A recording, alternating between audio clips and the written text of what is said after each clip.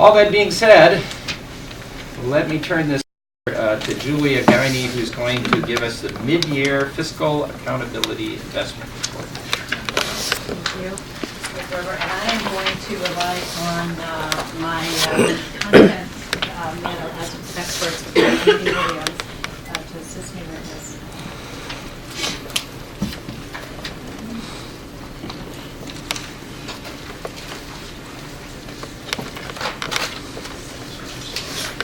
Okay, good evening. All right, we'll talk about the financial status of the college as of December 31st, 2015.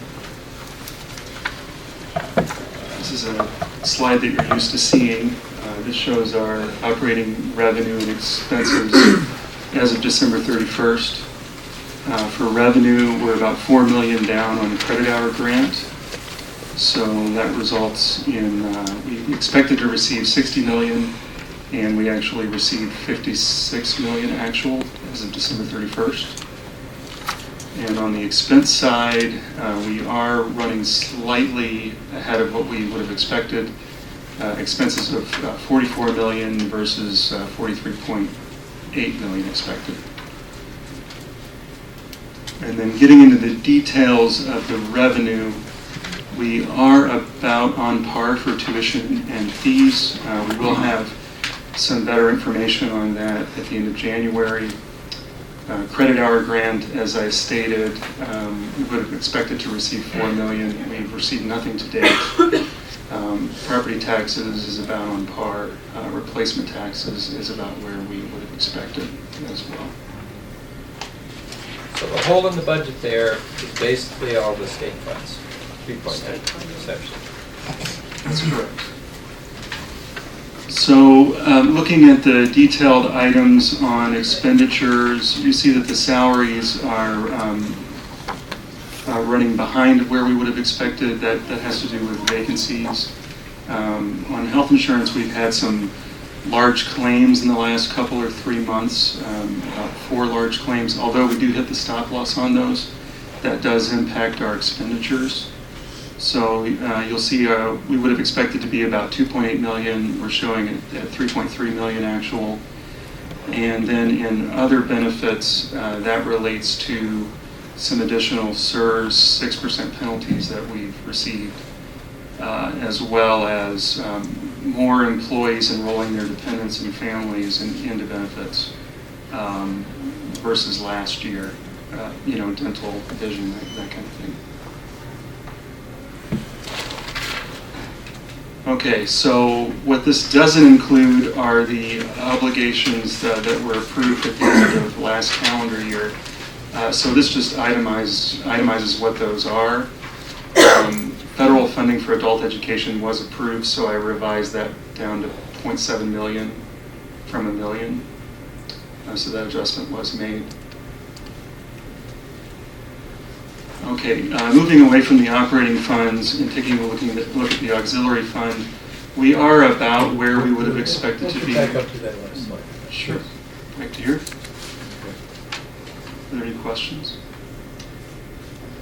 Are we expecting to get reimbursed for the science building weather in?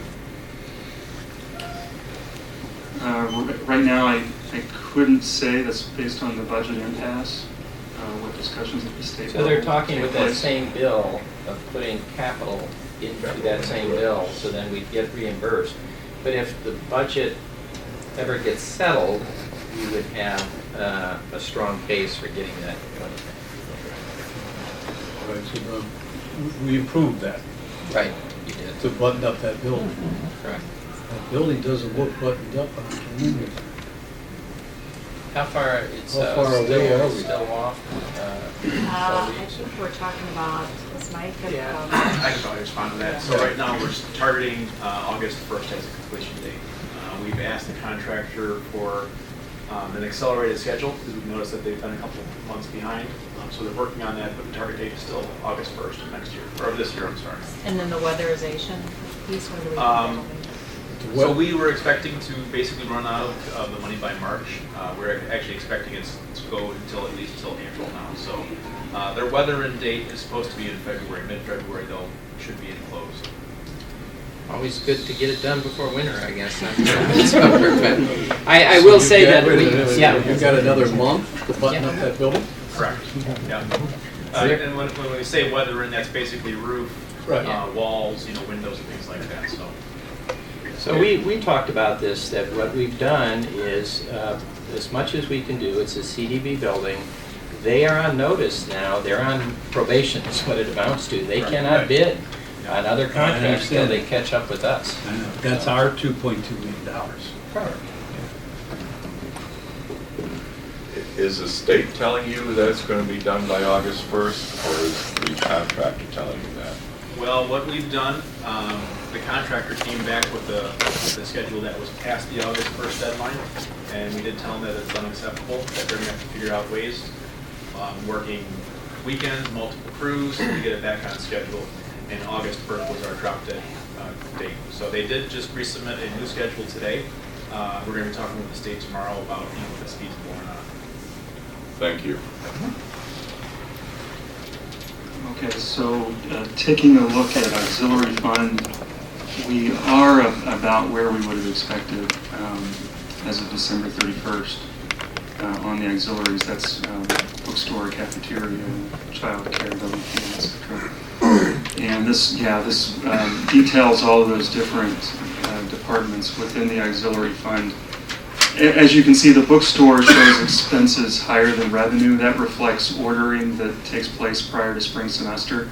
So in the next month or two, we expect to see that true up, and we'll get a more accurate reflection on where we are on the auxiliary fund by the third quarter.